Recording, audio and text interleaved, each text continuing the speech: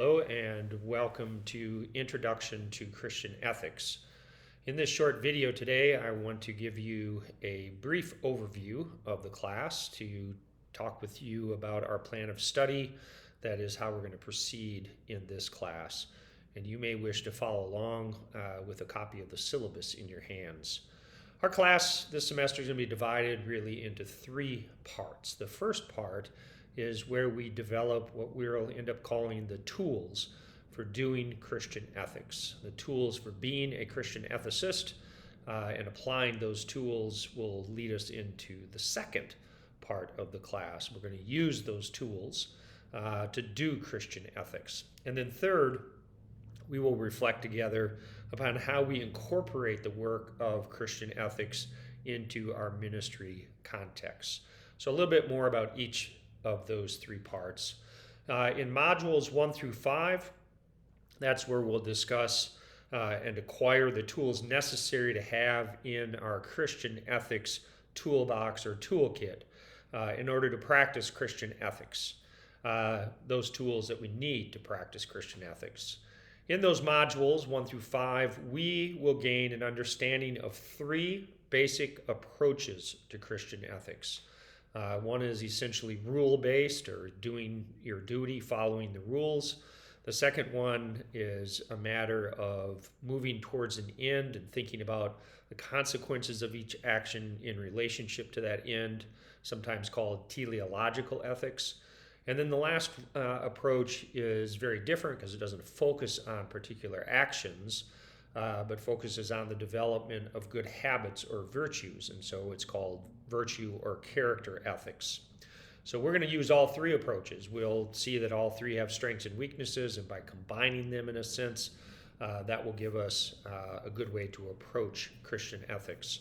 We'll also look at the four most important sources for Christian ethics: the Bible, of course, tradition, what we've learned through our participation within the Christian community over time, going all the way back to Jesus, and reason, using our heads, thinking critically and critically engaging with texts and with experience, and that's our fourth source is human experience, especially as it's been systematized in such things as history, economics, political science, sociology, psychology, the human sciences, but also sometimes the hard sciences of biology, even physics. So those are our sources: Bible, tradition, reason, and experience. We'll also look at a variety of theological themes and convictions and talk about a Christian vision of life, and how that vision marks and shapes our work as doing Christian ethics rather than simply ethics. So together, all of those tools will constitute our Christian ethics toolkit or toolbox. And we should emerge from these modules with the ability to analyze major approaches to Christian ethics and to apply these tools to particular cases or challenging issues today. So that takes us into the second part of the class. In modules 6 through 13, we'll draw upon those tools in our Christian ethics toolbox, toolkit, to analyze and understand a variety of contemporary ethical issues that we are facing today in the church and the broader society. Note that as we examine those issues, that the goal of this class is not to convince you to take a particular stance regarding those issues. The goal is rather to help you become a more careful and humble participant in the discernment of how Christians should be and act with regard to those issues. So you should emerge from these modules, 6 through 13, with the ability to critically engage with and understand different responses within Christian ethics, including the interpretation of the Bible, theological commitments, and evidence drawn from those other sources of human knowledge. So with those modules, 1 through 5 and 6 through 13, we'll have accomplished our first two learning outcomes. Our third learning outcome, which is part of modules 6 through 13, is you should also emerge with the ability to analyze contemporary moral issues in Christian ethics in relation to differences in social context, such as social class, race, gender, and the influence of broader cultural trends in shaping contemporary moral debate. So moral issues don't just come out of nowhere, they come out of institutional and cultural dynamics, and we're going to have to attend to those as well as we think through critically how we should respond to particular issues as Christians. Our final two modules, 14 and 15, will provide that space for reflection upon what we've done this semester so that you can carry forth in your life and in your work in ministry this toolbox to help you continue to grow in your practice of Christian ethics. So that's going to help you to develop a Christian ethics that reflects Christian theological commitments, the ability to understand different positions on moral issues, and a commitment to seeking the truth through careful scholarship along with empathetic listening and civil and charitable conversation. That's our fourth learning outcome. It will also further your ability to draw upon the sources and approaches within Christian ethics to recognize, analyze, and understand how different approaches to Christian ethics yield different ways of living the Christian moral life and then different responses to Christian ethics. So Module 14 is very much going to be focused on considering the role, the place of Christian ethics within a life of ministry. And then in Module 15, for finals week, you're going to be asked to do two papers. The first is a sermon, to write a sermon, a sermonic kind of reflection upon some aspect of what we have studied this fall. That might be a moral issue, it might be an approach to Christian ethics, it might be some way in which we seek to be formed within being Christian in order to do Christian ethics. We'll talk more about that as this semester unfolds. Now, the second part of that will be for you to write a short paper. So you've got the sermon paper and then a short paper as well, in which you reflect upon two, maybe three aspects of the class that you see as most important to carry forward as you move further in your seminary journey and also into your life of ministry. Now, to move through these modules, 1 through 15, and to do well, you'll have to make use of the assigned readings, to do the assigned readings. And you'll also be frequently asked to watch short videos, scintillating videos like this one, to explain or expand upon certain aspects of our study. There will also be a few other resources that I'll share along the way. You'll also be asked to develop your understanding and skills by contributing to discussion questions and assignments. The discussion questions, most of you know what those are. Short, pithy responses to interesting questions. And then also some reflection papers, short reflection papers, 3 to 5 pages. I like 3, that's fine. 2 questions that are related to what we're reading and talking about in class in that particular week.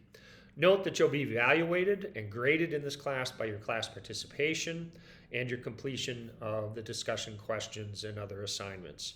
Do the reading, be thoughtful and engaged, and you'll do fine in this class. You'll accomplish the learning outcomes, you'll gain significant knowledge and skill in the practice of Christian ethics, and I'm confident that will stand you in good stead as you move forward in your life of Christian discipleship and your practice of ministry, because you'll have the tools by which to keep doing Christian ethics, to keep learning within the field of Christian ethics, really for the rest of your life.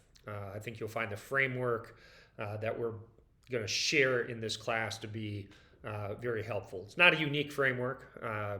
We're not pulling it out of thin air. This is grounded in years and years and years of the way in which the field of Christian ethics works.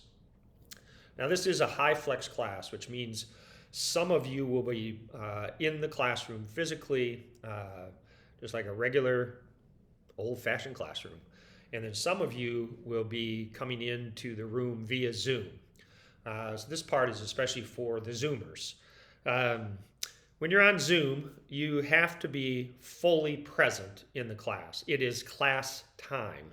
So you must not be doing anything else, like driving a car.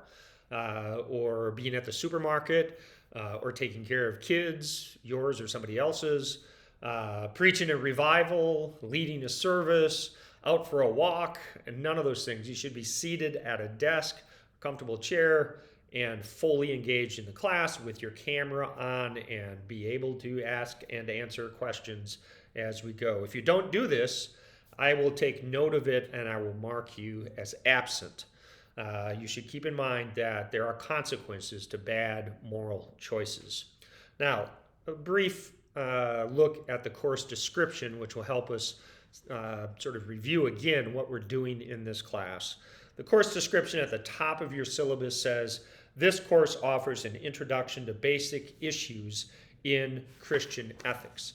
Basic issues in Christian ethics are not just the hot topic issues that we'll be looking at in the second part of the class, but basic issues are also how are we being Christian as we do Christian ethics, and also what are those tools that shape us in our practice of Christian ethics.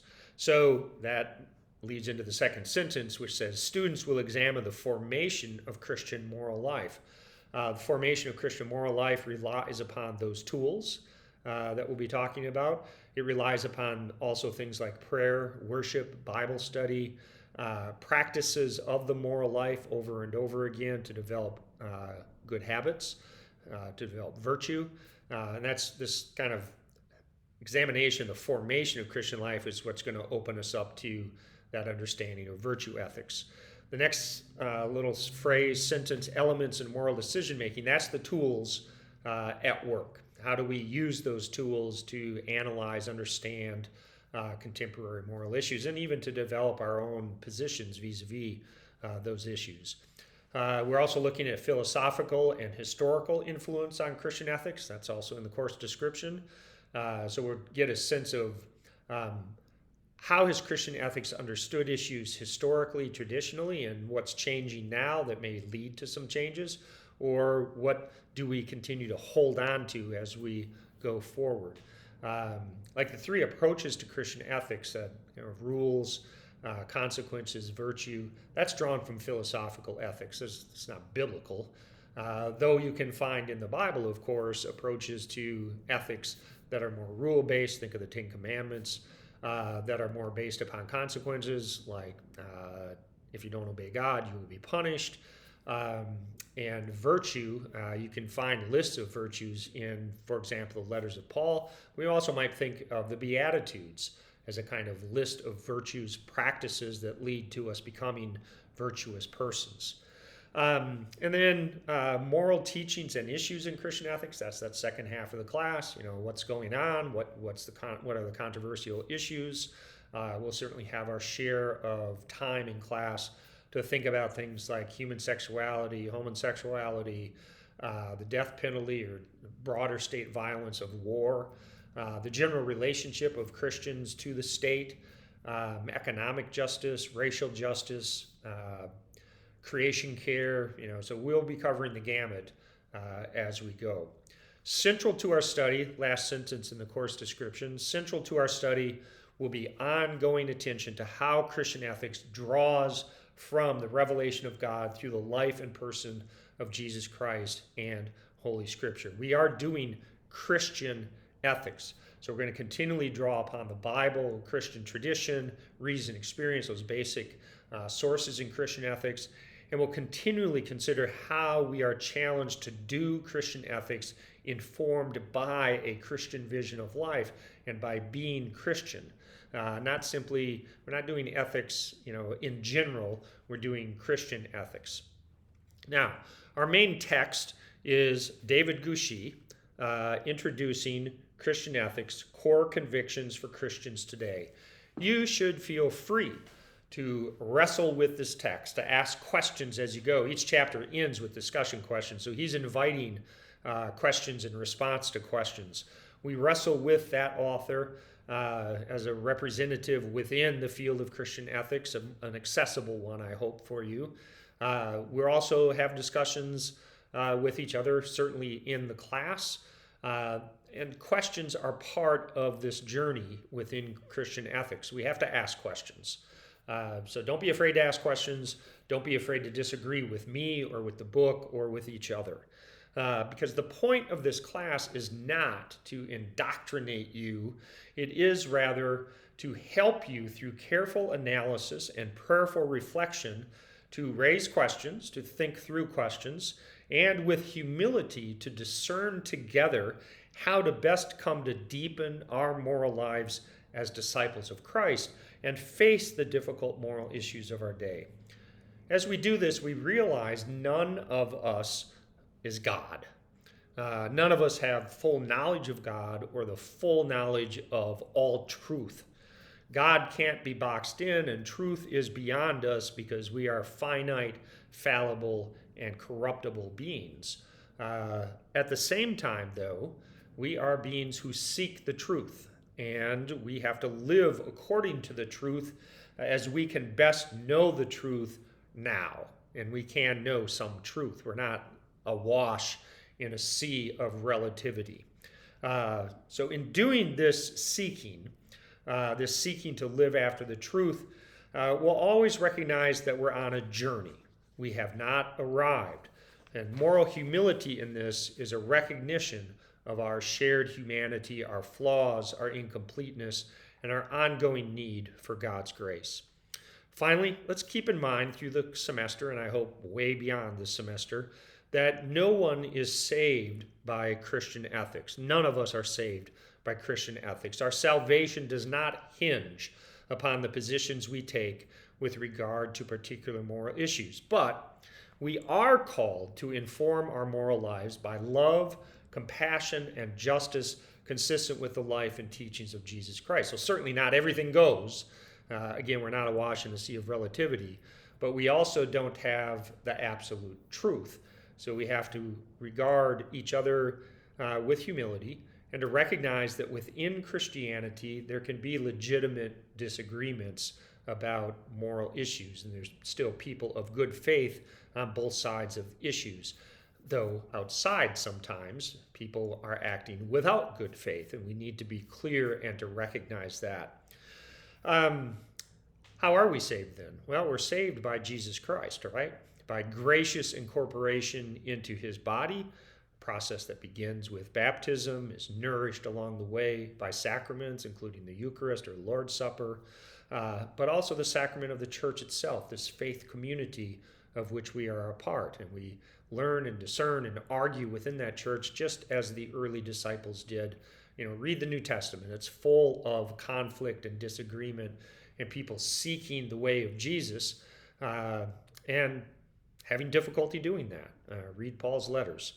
And really, this ongoing discussion and discernment, it only really ends for each of us in our final homegoing when we rest with God and we get a sense of the fullness of truth.